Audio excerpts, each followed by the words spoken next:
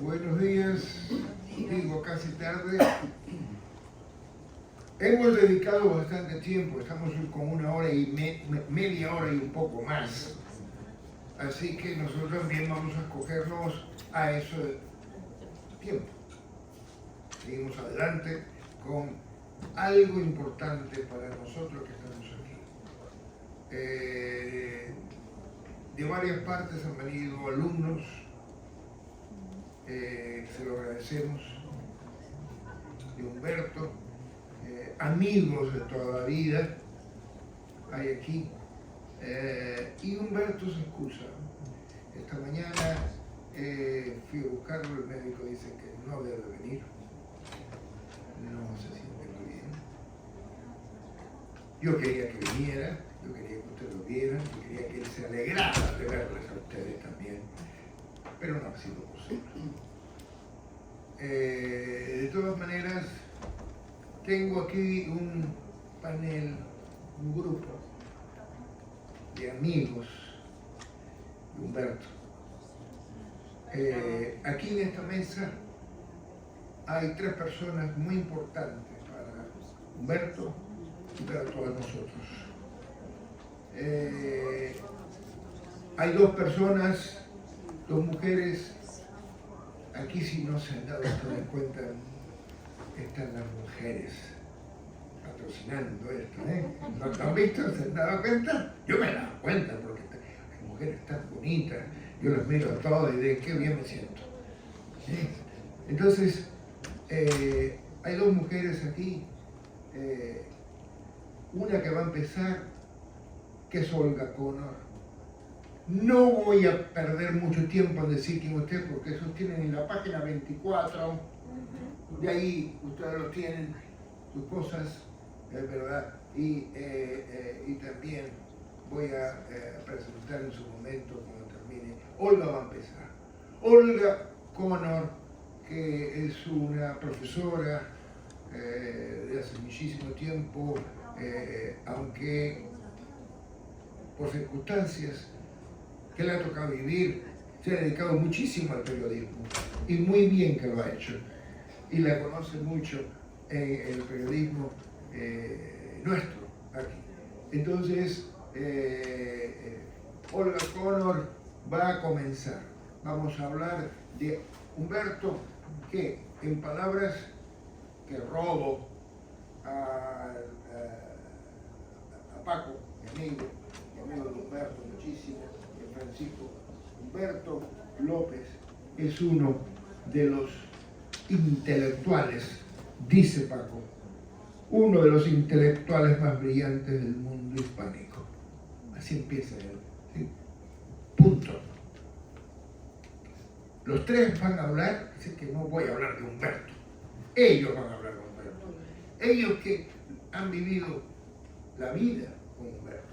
Ellos que conocen a Humberto desde la casa, las invitaciones, la frecuencia, la fotografía, etc. Ellos que han sido alumnos y han sido colaboradores de Humberto. Además de decir que es uno de los intelectuales más brillantes del mundo, yo y ellos y muchos de ustedes, Humberto ha sido la persona más generosa.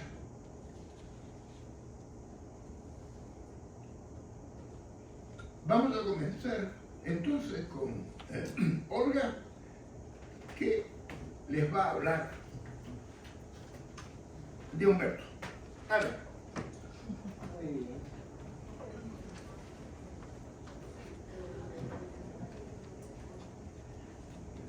Después de lo que dijo ayer Uva, de tener la letra grande, yo fui para mi casa e imprimí esto en punto 18. Porque me asusté de la falta de luz que hay aquí.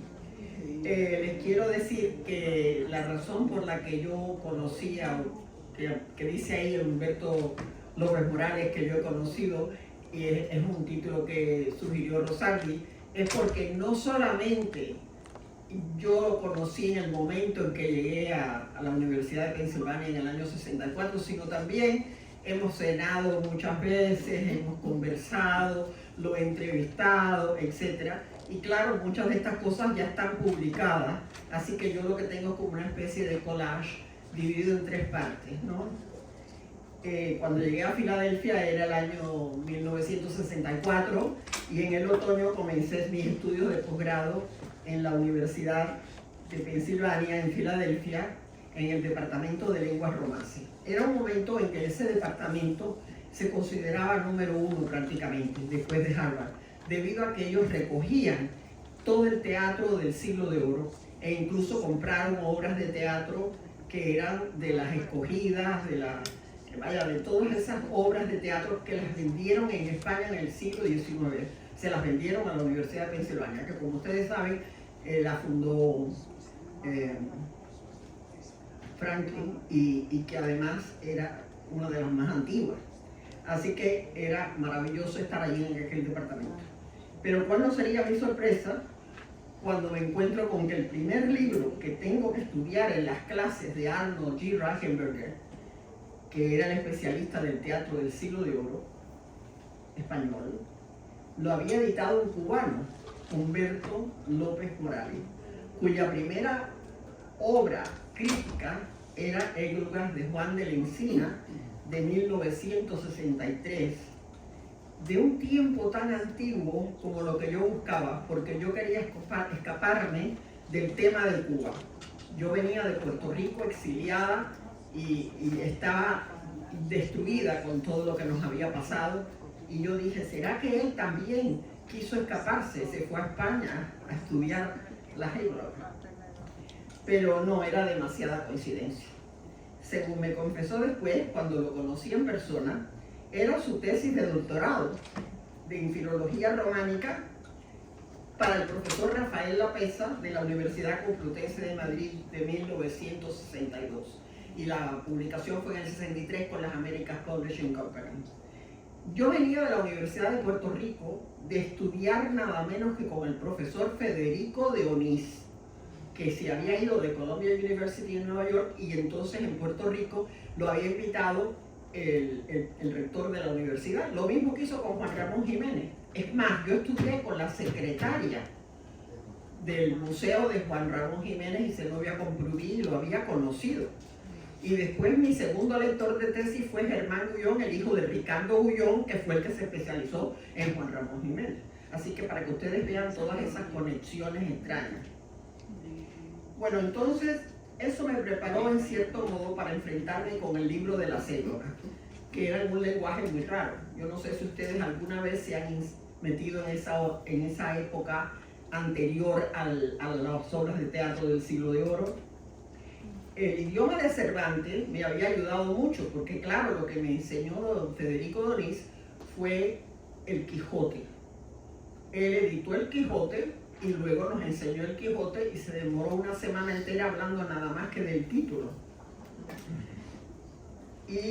Pero la Égloga que me tocó estudiar, la número 5, me quedé asombrada porque era un idioma muy extraño.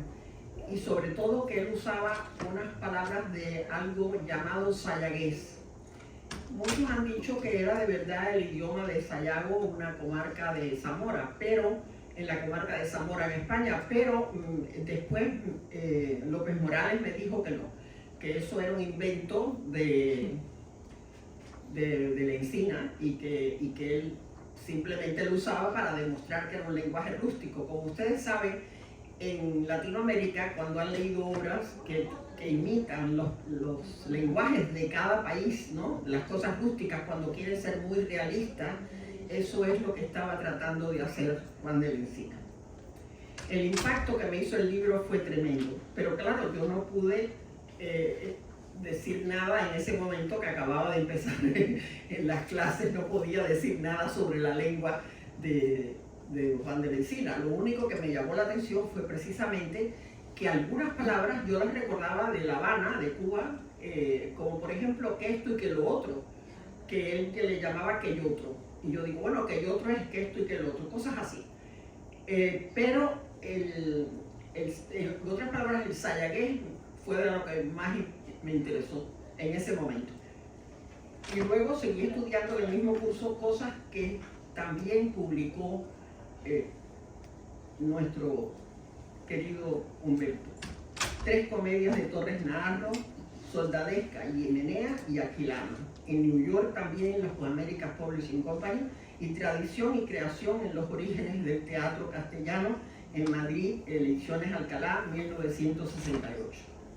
Varios años más tarde me encontré de nuevo con Humberto López Morales, pero en persona, porque me lo presentó un gran amigo, Orlando Rodríguez Sardiña, Rosardi, cuando hablaba sobre algunos de sus libros en Miami, a donde me mudé en 1981. De especialista en temas filológicos medievales, Humberto estaba enfrascado en esa época en temas lingüísticos que se relacionaban más con la época actual y los residuos de la historia colonial y las culturas indígenas originales de Latinoamérica. Me he dado cuenta de que fue poco a poco acercándose más al presente, a todo lo que tenía que ver con su propia vida y sus viajes. Publicó Dialectología y Sociolingüística, temas puertorriqueños, y Estratificación Social del Español en Puerto Rico. Eso fue el primero en el 79 y el otro en el 83. Quiere decir, ¿dónde estaba él en ese momento? En Puerto Rico. Estaba en San Juan dando clases en la Universidad de Puerto Rico, en Río Piedra, que es la central de la universidad. Yo había estudiado licenciatura en literatura en esa misma universidad, pero del 60 al 64, así que él no fue mi maestro en ese sentido, lo fue en los libros que yo leí. De modo que me interesaban esos temas, me interesaba todo lo puertorriqueño. Yo daba clases en un colegio que se llamaba Robinson School y ahí les daba clases de cultura puertorriqueña a los muchachos, cosa increíble, ¿no? Que yo, la cubana, estaba enseñándoles eso y luego lo enseñé, di clases de eso en Swarthmore College. Por 7 años le di clases de cultura puertorriqueña a muchos estudiantes que eran lo que le llamábamos, y todavía se llaman, New Yorkers. Y muchos eran muy inteligentes y muy interesantes. Entonces, López Morales estuvo de profesor en Puerto Rico del 71 al 73 y del 73 al 2000 catedrático de lingüística, que fue como un pionero, porque no había lingüística en ese momento que yo recuerde, ¿no? Y luego hasta que él llegó en esa universidad. Entonces les voy a hablar un poco de su vida, porque yo lo entrevisté para el periódico. Su pasión siempre ha sido escudriñar en el habla para encontrar las diferencias dialectales en las distintas zonas geográficas del mundo hispano. Cuando nos comenzamos a ver a menudo, ya era para ese entonces el secretario general de la Asociación de las Academias de la Lengua Española. Incluso nos invitó a su oficina, que estaba en la Real Academia, en Madrid, ¿verdad? Que yo me quedé impresionadísima, parecía que estaba en el Palacio Real. Así que si ustedes van allí, se quedan fascinados. Y había escrito más de 50 libros. Entonces él me confesó, bueno, yo tenía muchas cosas escritas aquí, pero las deduje porque sé que hay que hablar poco. Y yo hablo mucho. No, tenemos media hora que nos han robado los demás. Yo sé. Él me comentó, yo soy de los que piensa mucho las cosas y trabaja mucho las cosas que va a hacer. Vaya, estaba muy enfático en ese tipo de cosas, ¿no? Eso me lo confesó en el año 2006, porque ya nos teníamos mucho conocimiento y después me dijo unas cuantas cosas en contra de los que no trabajaban. Pero eso no lo voy a repetir aquí porque él no está. Ese análisis de la realidad y autoestima intelectual le ha venido de la educación muy selecta desde la infancia, que le impartieron por sus padres, que lo mandaron allí, en la escuela de los Escolapios de Guanabacoa. Si alguien es de Cuba, sabe qué cosa es Guanabacoa, pero si es de aquí, ¿tú crees que yo pueda decir que eso es como decir Hoboken en relación con Nueva York? ¿Qué tú crees, Rosario? ¿Tú crees que esto es Hoboken? Yo sé dónde está Hoboken, pero no sabes, está en Nueva Jersey, un suburbio en Nueva Jersey que corresponde a Nueva York. Es una ciudad, Guanabacoa es una ciudad. Guanabacoa es una ciudad, sí. Con Mucha historia. cultural. Mucha historia, sí. Exacto.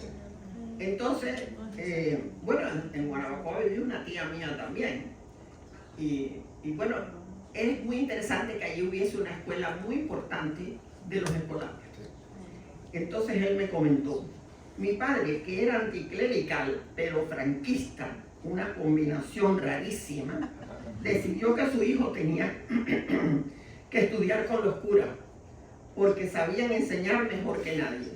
En Cuba había varias órdenes, pero a mi padre le daban urticaria a los jesuitas, lo estoy citando a él, ¿no? Y para él las dos órdenes francesas, la Salle y los maristas, eran franchutes.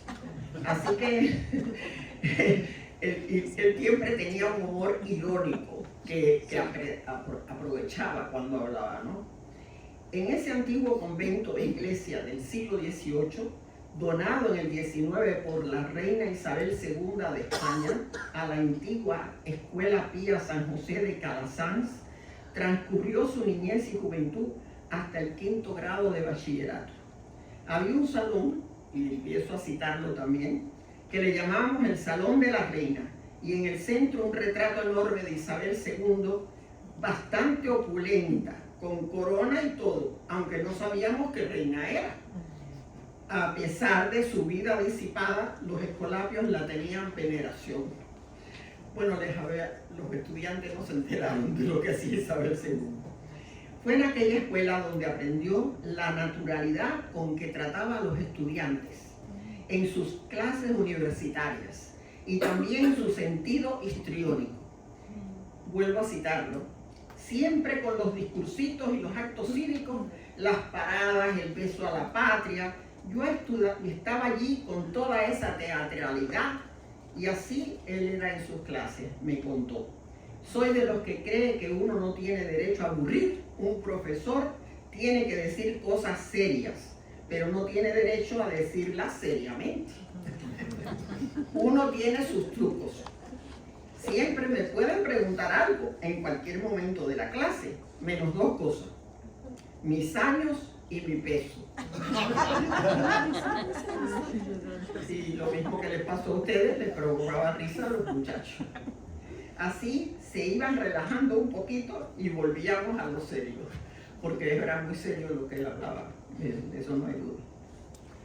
Debido a la inestabilidad política en la Cuba de Fulgencio Batista y con el cierre de la Universidad de La Habana en el 56, su padre lo envió a estudiar a Madrid, a la Universidad Complutense, lo que selló su carrera.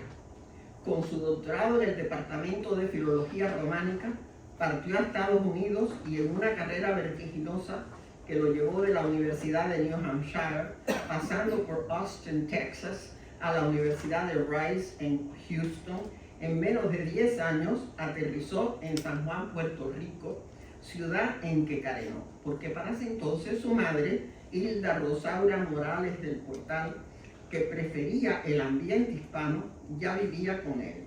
Pero su trabajo como catedrático en la Universidad de Puerto Rico se convirtió en el de un pionero, como les dije antes, porque allí no había estudios de lingüística. Aparte de esta devoción profesional, López Morales fue extremadamente sociable y de muchísimos amigos. Es lo que más creo en la vida, la amistad. Y eso ustedes deben haberlo comprobado todos los que le conocieron. Entonces, ¿qué sucede? Que en lingüística ya no funcionaba lo de la amistad, porque él criticó fuertemente a Chomsky, y estas son sus palabras. En lingüística he hecho reseñas feroces contra Noam Chomsky, creador de la teoría de Transformational Grammar. En donde yo estudié en Filadelfia estaba muy en contra de Chomsky también, porque ellos no eran estructuralistas. Pero yo tuve un profesor Lloyd que estudió con Jacob Malkiel y su lingüística se acercaba un poco a la de Chomsky. No porque sea mi enemigo, no lo conozco de nada, me dijo él, ni por política, porque ustedes saben que Chomsky era socialista, o es, porque no ha muerto. Entonces, lo curioso es que él hizo un doctorado honoris causa en Swarthmore y allí dijo que sus estudios no valían para nada, que lo social era lo importante. Y venía después la fundadora del ballet, en Filadelfia, no en Miami, en Filadelfia, la fundadora del ballet, y dijo, pues mis trabajos sí es mejor y es artístico y vale la pena. Así que tenían un debate allí los socialistas y las artistas. Bueno, pero después él rectificó y dijo que había aplaudido muchas de sus teorías y tenía un libro de introducción a la gramática generativa que se ha vendido mucho, especialmente en España, donde no entendían para nada a Chomsky, que escribe en inglés con las patas. Eso me lo dijo él, yo lo puse en el periódico.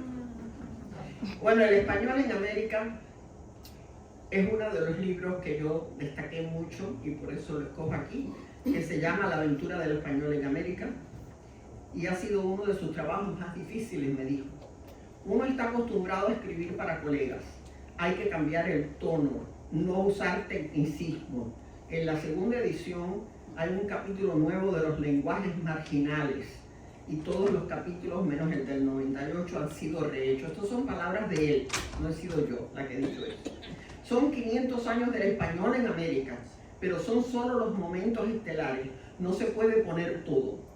Y esto para mí es el tema esencial, que al terminar el imperio a principios del siglo XIX, solo una de cada 3 personas hablaba español. Ustedes no saben lo que a mí me sorprendió aprender esto. De 9 millones de habitantes, solamente 3 millones eran hispanohablantes. Cito, fue un fracaso total de una política lingüística, acotó López Morales. En parte porque la religión fue la prioridad y los curas aprendieron las lenguas indígenas porque le era más fácil aprender las lenguas. Tú sabes, los curas estudiaban mucho y entonces no les enseñaban español a los indígenas. Ellos le hablaban en la lengua indígena. Así que han sido las repúblicas las que se encargaron de castellanizar, sobre todo en el siglo XX.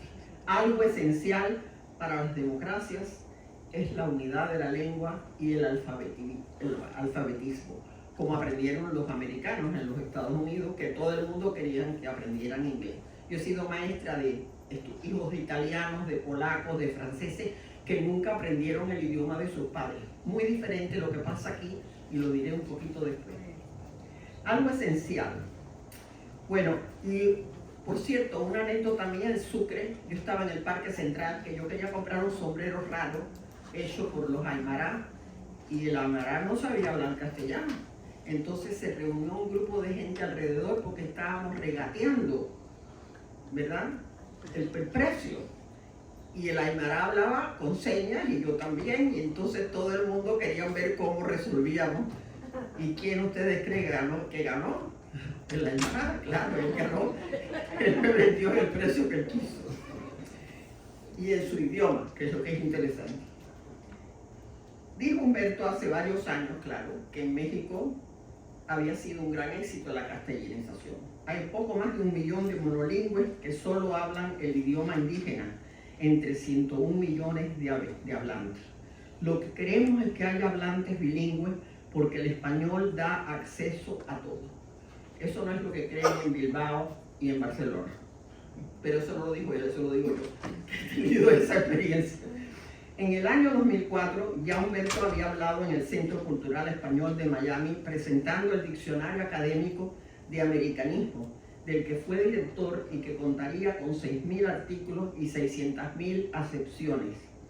Advirtió que solamente podría dar algunos avances de ese inmenso proyecto, pero con gráficas mostró cómo se incluirían palabras de todos los países de Iberoamérica y Estados Unidos, donde había 32 millones de hispanohablantes. Lo publicó la Asociación de Academias de la Lengua Española.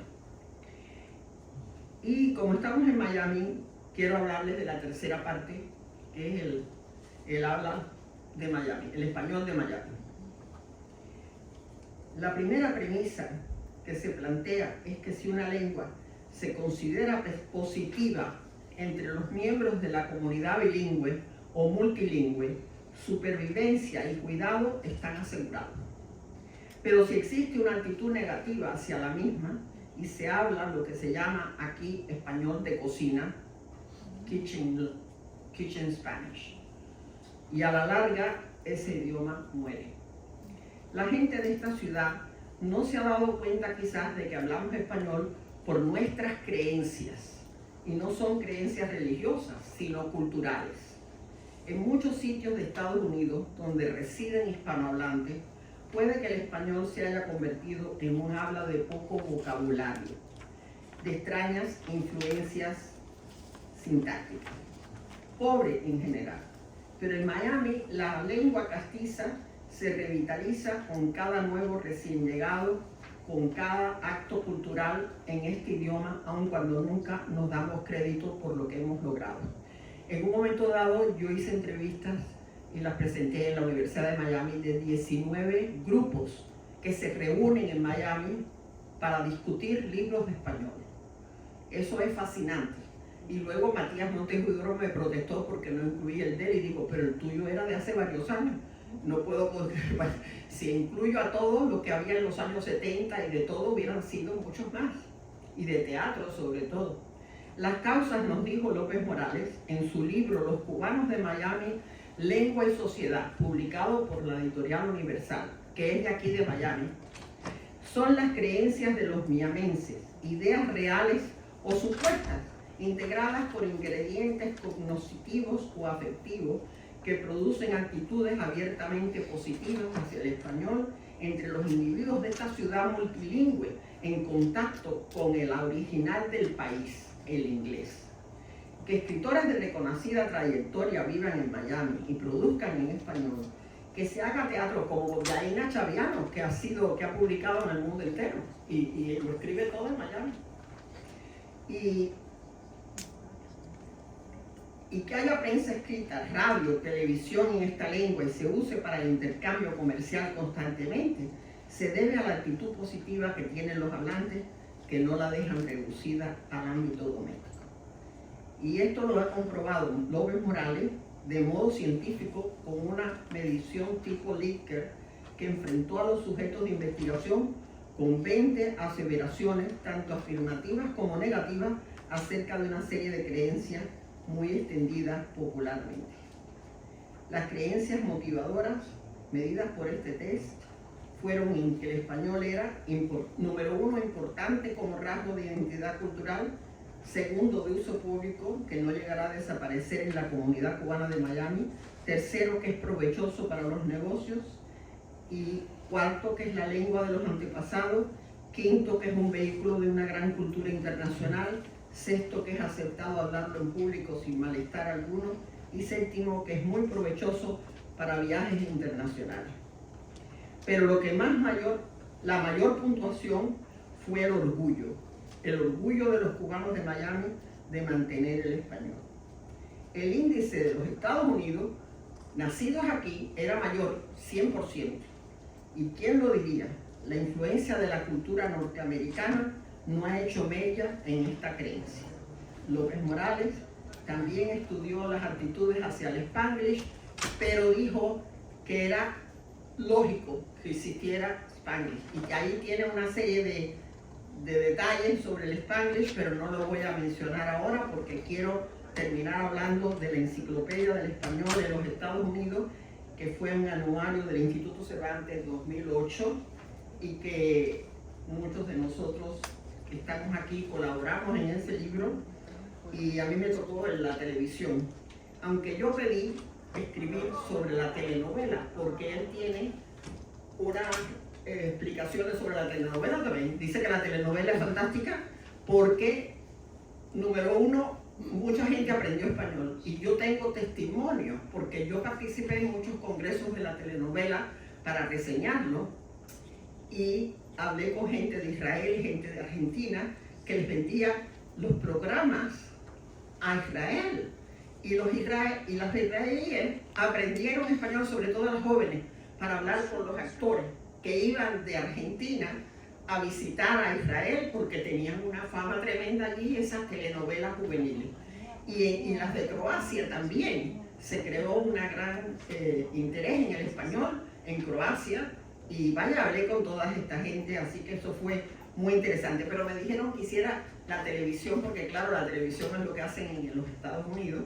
que Univisión fue algo extraordinario que empezó precisamente a principios de los 80. Esta es la portada de la enciclopedia y con eso, y con esta foto de él cuando era joven, cuando era más joven, que era el estudiante también.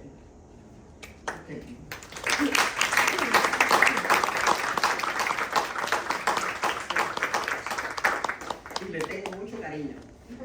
Bueno, luego les cuento algunas, le contaremos algunas anécdotas, algunas para que ustedes se rían, que yo tengo algo aquí para decirles que no muchas personas saben, y entonces él era muy chistoso, sigue siendo muy chistoso, a pesar de que no se le entiende a veces cuando habla, pero le encanta decir chistes, y lo dirán ustedes si hubiera venido, que no pudo, lo dirán ustedes emocionarse y contar. No le van a entender lo que está diciendo, pero verán que hace así y se mueve y como si le estuviera diciendo algo con mucho humor.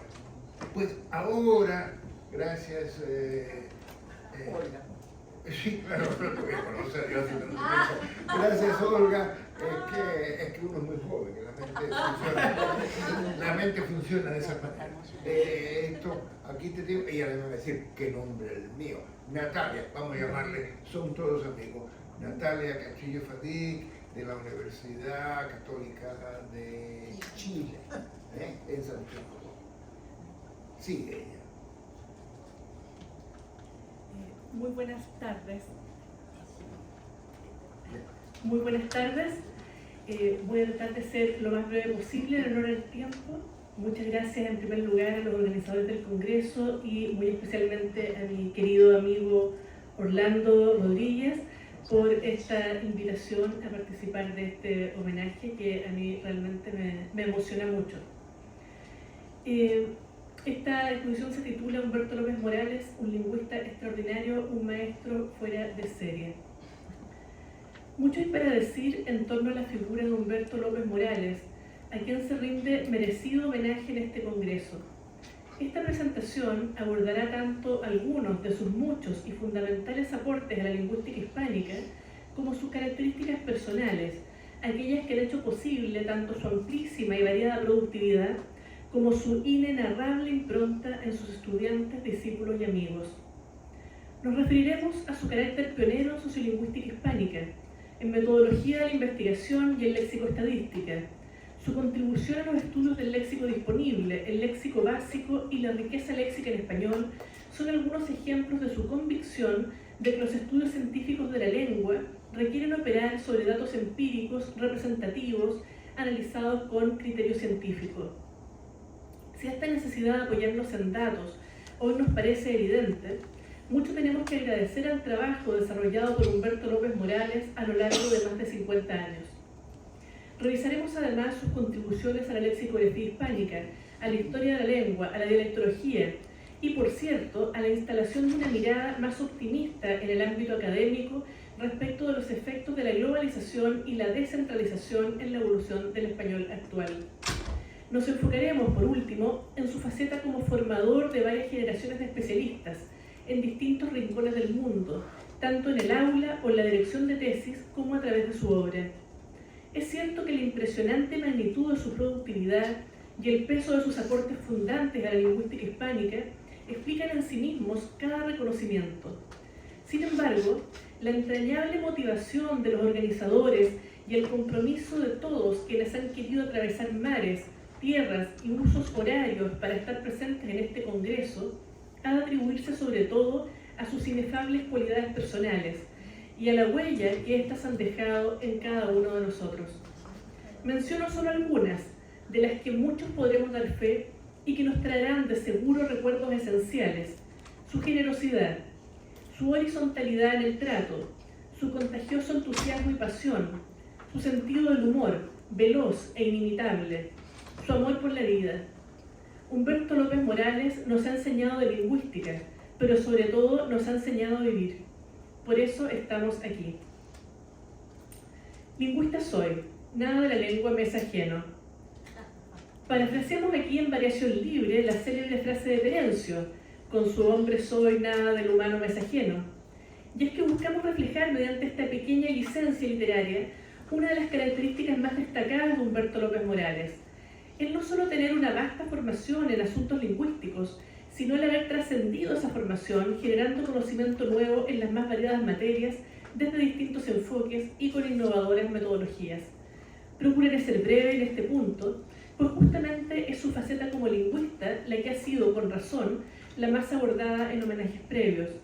Y es que nuestro homenajeado ha publicado más de 50 libros y alrededor de 250 artículos científicos, paseando con éxito por diversos temas y perspectivas con una productividad descollante. Me centraré en lo fundamental. Humberto López Morales puede considerarse el padre de la sociolingüística hispánica.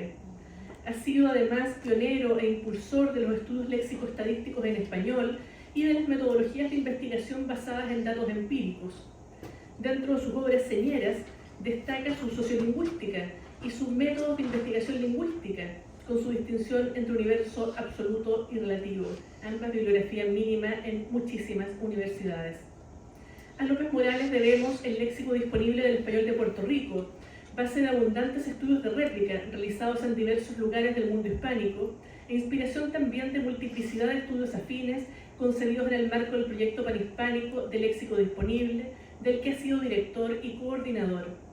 La delimitación del concepto de riqueza léxica y las fórmulas para calcularla las debemos también a López Morales. Respecto a los léxicos básicos, él ha sido no solo un promotor de la importancia de contar con este tipo de investigaciones en español, sino que también ha respaldado trabajos de esta índole. Sirva de ejemplo su apoyo esencial al léxico básico del español de Chile, de mi autoría, donde él aportó la idea inicial y los métodos, y financió además el software de lematización y análisis estadístico. Al momento de su retiro, se encontraba trabajando en su léxico básico del español de Cuba, lamentablemente inconcluso. Contamos por fortuna con sus múltiples trabajos del nivel léxico, con métodos cuantitativos, orientados especialmente a la enseñanza-aprendizaje del español y a su adquisición como lengua materna. En el ámbito de la lexicografía hispánica, sus aportes son cuantiosos. Destaca, a mi juicio, dentro de los más recientes, el ambicioso trabajo de dirección del Diccionario de Americanismo de la ASALE de 2010, desarrollado sin el enfoque purista tan habitual en los diccionarios de ismos de décadas previas y con un complejo e innovador sistema de marcas de variación propuesto por él, que merece ser replicado por diccionarios posteriores. Mencionamos, por ejemplo, la clara distinción entre las marcas diestráticas, las diafásicas y las de valoración social de los hablantes, muchas veces confundidas en diccionarios anteriores, así como el modo en que estas y otras marcas se pueden combinar al interior de un artículo lexicográfico. Aunque en sociolingüística parezca una obviedad que, por ejemplo, el estudio de un estilo de lengua debe realizarse en un sociolecto determinado, esto no había sido traspasado al ámbito lexicográfico, donde aún las marcas diafásicas no solían ir precedidas de una marca diastrática y donde además se producía un traslape entre estas marcas y las de valoración social de los hablantes, reflejo de la común identificación entre la forma de hablar de las personas de un determinado nivel social, popular por ejemplo, con el estilo de lengua, informal en este caso, y la valoración social de los hablantes, vulgar, para continuar con el mismo ejemplo, y donde aún la variante culta o formal o prestigiosa se identificaba con la forma no marcada. Este y otros aportes de López Morales, difundidos tanto en sus publicaciones científicas como en su prolífica gestión como secretario general de la Asociación de Academias de la Lengua Española por más de 2 décadas, han favorecido los vínculos entre las academias de la ASALE y han permitido avanzar en la construcción de una lexicografía hispánica menos eurocéntrica, más realista y menos reticente a la variación y al cambio lingüístico. En el área de la dialectología y la historia de la lengua, por último, Humberto López Morales nos ha provisto de obras de extraordinaria relevancia que suman a su calidad científica una prosa amena que facilita su difusión y en algunos casos también su divulgación. Destacamos aquí su libro La andadura del español por el mundo, que recibió el Premio Internacional de Ensayo Isabel Polanco en el año 2011.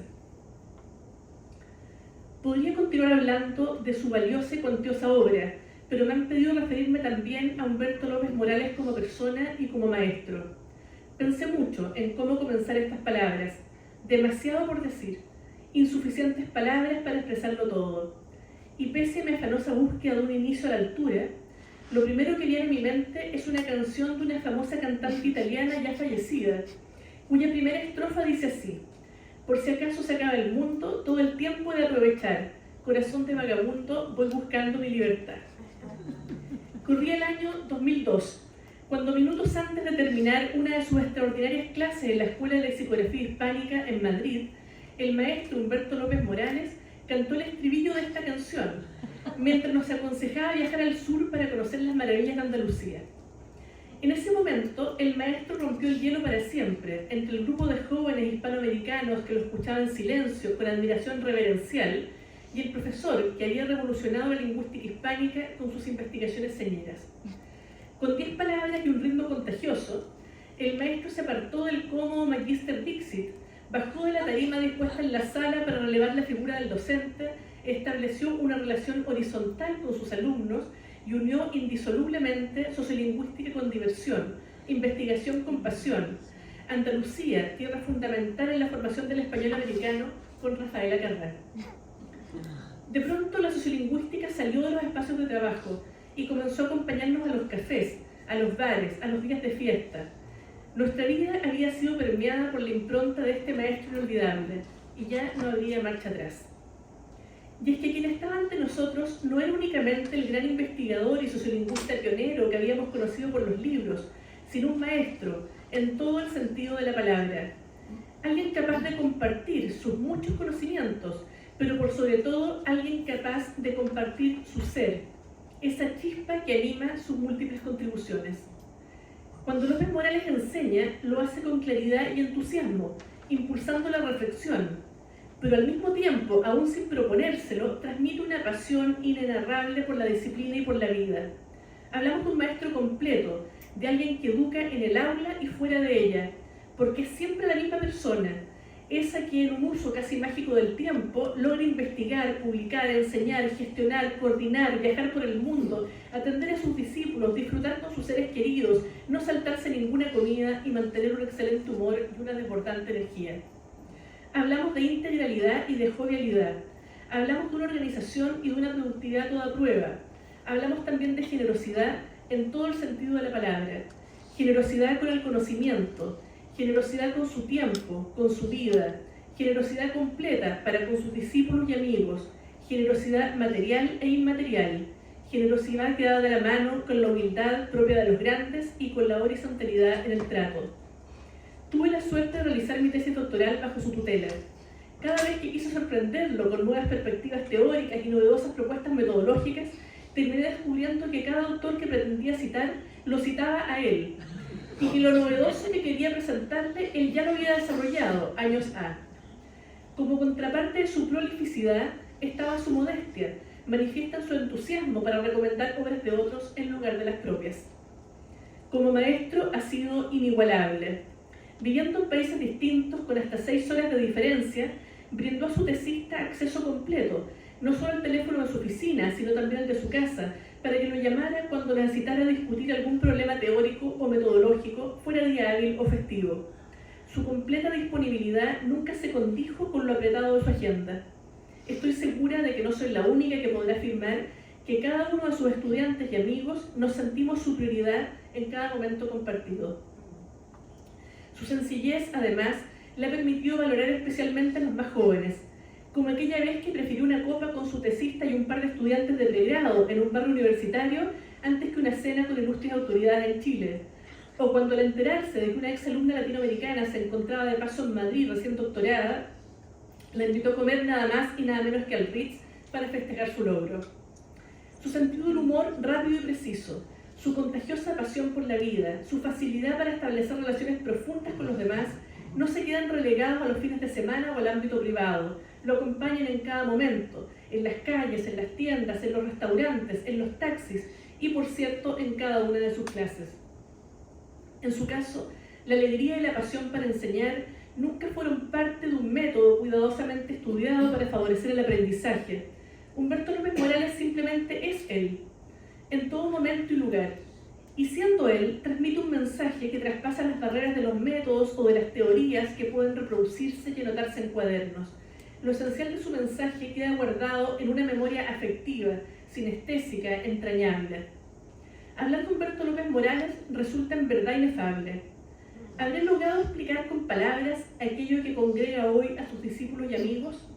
He intentado buscar algunas luces, pequeños destellos que con seguridad no hacen justicia a su figura. Quizá podamos dar mayor consistencia a estos vislumbres si evocamos los trascendentales del ser. La unidad manifiesta en su coherencia, la verdad, la bondad y la belleza que ha buscado y compartido con quienes tuvimos la fortuna de encontrarlo en el camino, mostrándonos de este modo nuestra propia dignidad y valor. Si juventud es energía, vigor, frescura, como indica el principal diccionario académico, Humberto López Morales ha sido el más joven de los maestros. Por eso resuena en mi cabeza el éxito de Bob Dylan, Forever Young. Humberto López Morales, joven maestro. May your heart always be joyful. May your song always be sung. May you stay forever young, forever young, forever young. Querido Humberto, maestro y amigo, estamos aquí no por lo que has hecho, estamos aquí porque eres quien eres. Gracias por ser, Humberto López Morales. Gracias por ser.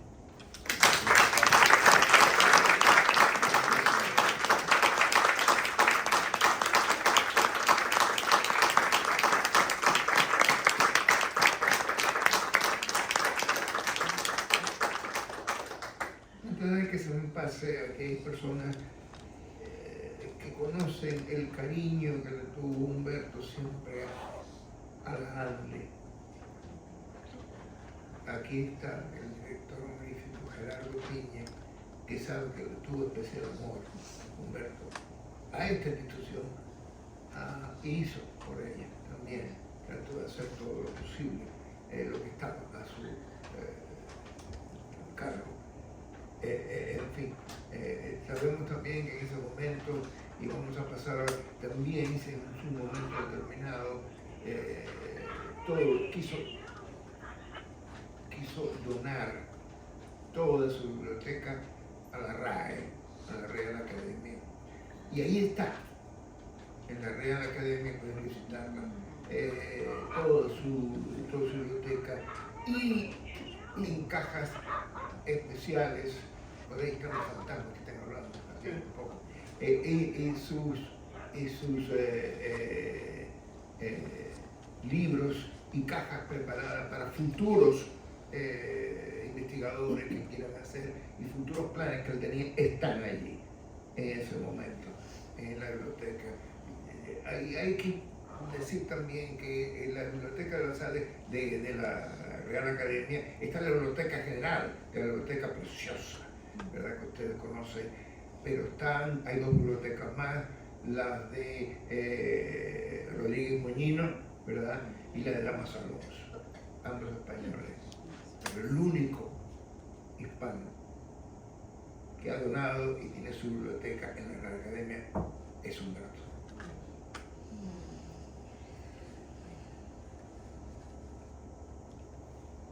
Y ahora pasamos al amigo. Muchas gracias, Orlando. Tengo que agradecerte la invitación a participar en este homenaje y también tengo que agradecerte el impulso que has dado a la organización de este homenaje y también que estés manteniendo viva la llama de Humberto, de su obra, cuando su llama se va apagando poquito a poco. Muchas gracias por tu impulso y por tu esfuerzo.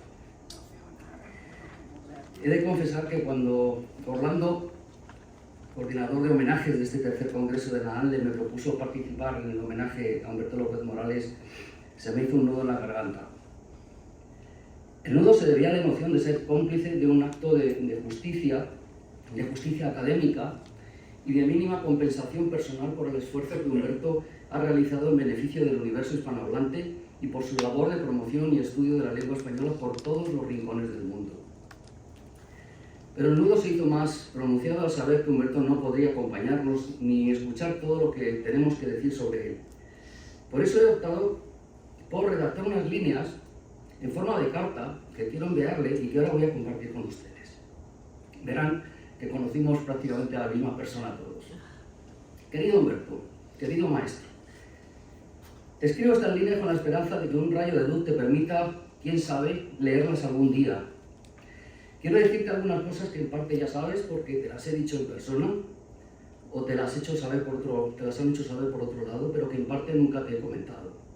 Tal vez porque las miradas y los abrazos entre nosotros han sido más elocuentes que los discursos. Ya sabes lo mucho que te admiro desde que Manuel Alvar el Viejo, nos presentara en su casa de Madrid, cuando yo era un simple estudiante de doctorado y tú un investigador internacional aún más joven de lo que siempre has sido. Te admiro por los honores que ornan tu currículum profesional, incluidos los 19 doctorados honoris causa concedidos en Alcalá, Alicante, Las Palmas, Salamanca, Valladolid, Costa Rica, Lima y tantos otros. Te admiro por tus cargos académicos, también en la ANLE, y por tu mandato como secretario general de la Asociación de Academias de la Lengua Española.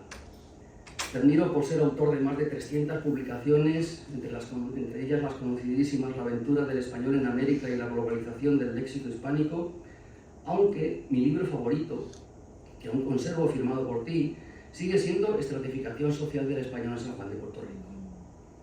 Siendo yo un pipiolo, nos encontramos en Madrid y me dijiste, literalmente, este libro acaba de salir en México y solo tengo 3 ejemplares, pero quiero que uno sea para ti. Aquella muestra de generosidad y de sencillez de un renombrado profesor internacional, pues dejó en mí una huella imborrable. Pero yo no era un caso único, aunque siempre me hiciera sentir como especial, porque te entregaste a muchos amigos en la misma medida en que muchos amigos te entregaron a ti, y porque practicaste lo que Gracián decía que hacen los sabios, reconocer lo bueno que hay en cada uno y saber lo que cuestan las cosas de hacerse bien. A todos tus discípulos siempre nos has hecho sentir verdaderamente especiales. Te admiro, querido Humberto, porque la historia de la lingüística hispánica te ha reservado un puesto de honor no solo por lo mucho que has enseñado e investigado, sino por la repercusión social que has alcanzado con tu personalidad y con tu obra. Cuando en el año 94 fuiste elegido secretario de la Comisión Permanente de la Asociación de Academias, pocos fueron conscientes de que tal fecha habría de ser decisiva para los quehaceres académicos. Por entonces, la Academia Española venía abriendo una línea de colaboración con todas las academias, una trayectoria que apuntaba al consenso panhispánico para la sanción de las normas que rigen el uso de nuestra lengua en todo el mundo. Y para hacerlo realidad, se necesitaba decisión y se necesitaba carisma que tú te encargaste de aportar. ¡Qué extraordinario mandato fue el tuyo! Sin duda las academias dieron contigo un salto cualitativo que habría sido impensable sin tu empuje, tu inteligencia y tu decidida vocación hispánica. Te admiro, Humberto, y siempre te he admirado por tener las ideas muy claras en materia de lengua y de lingüística, por saber discernir el grano de la paja, por desdeñar la fatuidad y ensalzar la auténtica inteligencia, por ser siempre genuino en tus posiciones académicas. Y además, te admiro porque siempre has sabido muy bien inglés, cuando era muy poco habitual entre mis colegas de España. Pero circula un heurístico que dice que a la gente se la admira por sus virtudes, pero se la quiere por sus defectos. Te he comentado, Humberto, algunas de las virtudes por las que te admiro. Permíteme ahora que te comente algunos defectos por los que te quiero. Te quiero porque tienes el defecto de la generosidad, una generosidad demasiado, infinita, que nos ha abrumado a todos tus amigos. Siempre nos regalabas tu tiempo, tus proyectos, tu casa, tus trabajos, tus palabras, por no hablar de esa infinidad de comidas y de cenas, a ser posible las cenas y las comidas sin mariscos y con pocas verduras, y regadas por un buen vino, porque siempre lleva las manos lavadas de casa, no le hace falta agua. Te quiero también porque tienes el defecto de sacar adelante proyectos titánicos que son capaces de acabar con la salud de cualquiera, también con la tuya. Hace unos días nos reunimos en Málaga, muchos de tus amigos, para continuar el magno proyecto de disponibilidad léxica que tú iniciaste y configuraste en una infinidad de viajes y conversaciones por toda la geografía hispanohablante. Te empeñaste también en montar un macroproyecto sobre la enseñanza de la lengua española en las escuelas de todo el mundo hispánico que no hemos visto terminado, pero que por tu ejemplo estamos dispuestos a empujar a algunos soldados de tu ejército de discípulos. De igual manera, te empeñaste en completar el diccionario de americanismos de la Asociación de Academias y lo conseguiste. Vaya si lo conseguiste. Fue una tarea contra muchos y fue una tarea junto a pocos, que supuso una merma importante de tu salud, pero que más allá del valor lexicográfico nos está sirviendo de guía y de ejemplo para los que creemos que no hay una gran obra sin un gran sacrificio. Te quiero, Humberto, porque tienes el defecto de no saber cocinar. Nunca me dejas siempre en buen lugar, porque yo tampoco sé.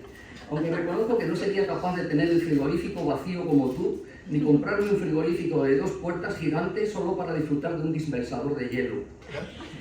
Y te quiero, Humberto, porque has sido capaz de llegar al fondo de nuestros corazones por tu sonrisa, entusiasmo, tu sorna, tus chascarrillos, tus comentarios, que siempre repetimos a coro y al unísono cuando nos reunimos varios de tus amigos. ¿Cómo estás? Estoy estupendo, mejor que nunca, ¿no me ves? O el vino blanco es para el pescado y el vino tinto para las personas. También tienes el defecto de hacernos parecer a los demás mucho más viejos de lo que somos. No solo por nuestro aspecto, donde en elegancia y buen parecer siempre nos has superado, sino por tus presentaciones y tratamientos.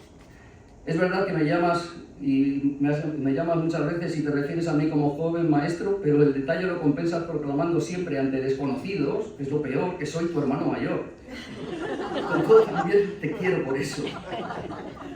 Y finalmente tienes el defecto de querer hacer por Cuba lo que Cuba nunca ha hecho por ti en muchos años.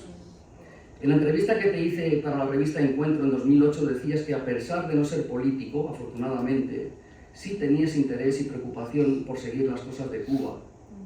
Y que un día decidiste que con eso no bastaba y que la responsabilidad de la creación de una Cuba nueva tenía que ser obra de todos. Por ello preparaste una serie de cuadernos llamados Nueva Cuba, que iban a ser tu aportación al deseo de que algún día cambie aquella situación. Y añadías, ojalá pueda verlo yo. Pues ojalá. Quiero que sepas, querido Humberto, que te seguimos leyendo, que te seguimos citando, que seguimos aprendiendo de ti, que lo seguiremos haciendo por mucho tiempo. Pero quisiera terminar esta carta añadiendo algo que te dije cuando te recibimos como doctor honoris causa en la Universidad de Alcalá, y que no tiene que ver con el brillo de los títulos, sino con el trabajo bien hecho, con la fibra del sentimiento y con la voluntad de la vocación. Escribí a tu amigo Manuel Alvar que estamos demasiado hechos a las grandes palabras, las solemnes palabras, y nos ocultan la faz humilde de las cosas. A esa faz tuya, querido Humberto, la más humilde, la más íntima, la más alejada de los oropeles académicos, hemos tenido acceso muchos de tus amigos. Y yo me precio de serlo, y por eso te admiro en la misma medida que te quiero. Recibe un fuerte abrazo de tu hermano mayor.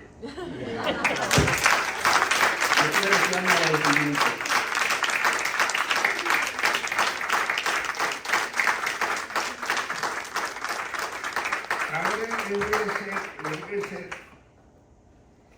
a decir alguna anécdota simpaticísima que no muchas personas conocen. A la salida del diccionario de americanismos, que fuimos por muchas partes, y estábamos en Perú, en Lima. Le invitaron a algunos amigos a hacer una comida, a ir a la casa a beber, a pasar un rato. Y entonces se acercan 2 personas. Les voy a decir lo que pasó antes de esto. Flashback. Como todo rato, un flashback. Resulta que Humberto había dado conferencias, dado entrevistas a periódicos y revistas. Y en un periódico salió la fotografía de Humberto y unos titulares grandes, ¿verdad? Que decían: en el diccionario de americanismo hay más de 120 lemas, o decía algo parecido, con el nombre de pene. Ese periódico salió por todas partes, porque lo entrevistaron y había tantas cosas. Dígame algo, entonces dice. Entonces, volvemos a lo de.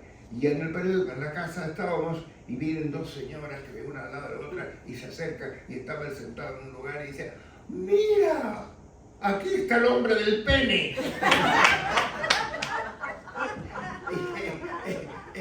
Él se levantó y dice: sí, con mucho gusto.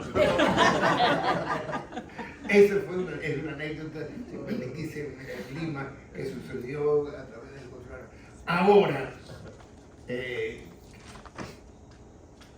queremos entregarle, se le entregó aquí, ahora se lo va a entregar, y se lo va a entregar Paco Moreno, una placa a Humberto, que la Academia Norteamericana de la Lengua le concede a Humberto. y se lo va a entregar, digo, se la llevaremos, la va a entregar Paco Moreno. Sí, te la entregaré a ti para que se la lleves o luego se las llevemos. Dice la placa, bueno, en primer lugar es por encargo directo del director de la Academia Norteamericana de la Lengua Española y en nombre de todos los que componemos la Academia y estamos cerca de ella, quisiera hacerle entrega a Humberto López Morales de esta placa de celebración a través de Orlando Rosardi, y la placa dice: en el 50º aniversario de fundación de la ANLE, 1973-2023, a Humberto López Morales, considerando su trayectoria filológica de sostenido rigor conceptual y metodológico y en atención a haber contribuido con su vida y obra al rehace de la lengua española, así como a consolidar, profundizar y fortalecer la cultura y las letras panhispánicas, integrando su presencia en el ámbito internacional. La Academia Norteamericana de la Lengua Española le otorga este reconocimiento, dado en su tercer congreso, Coral Gables, Florida, 18 al 21 de mayo de 2023.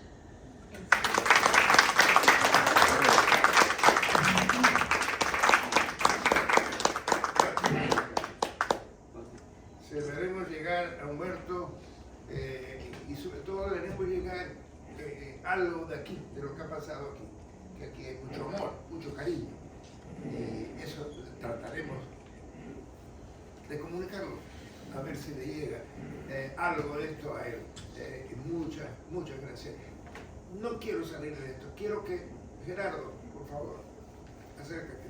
Hay una persona muy querida, muy importante para la Academia Norteamericana de la Lengua.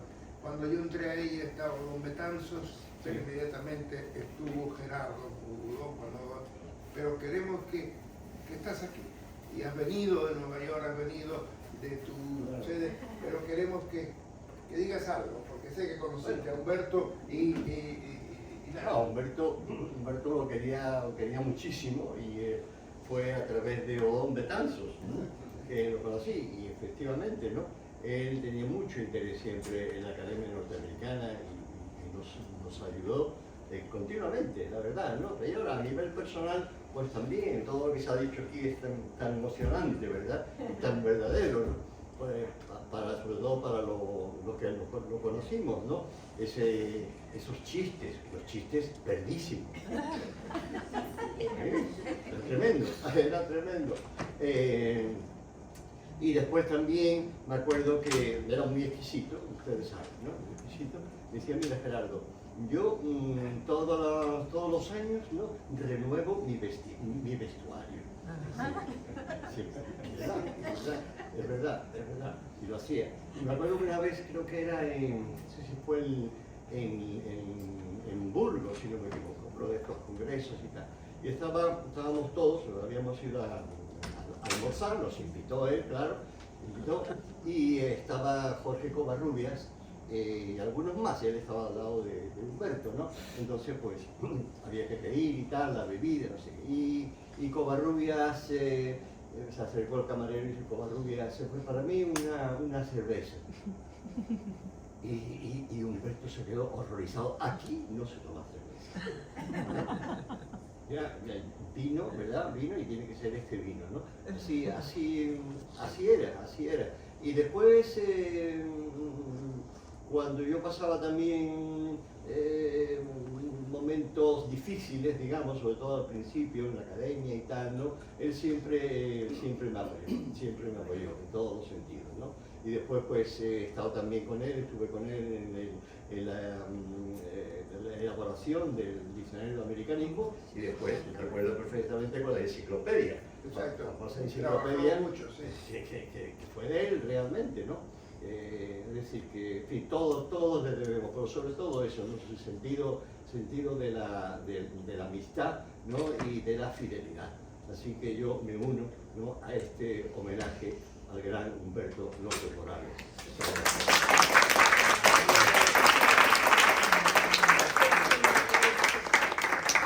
Ya seguirá esto, pero bueno, a lo mejor tienen 15 minutos para tomar un hamburger o algo así. No lo hubieran probado.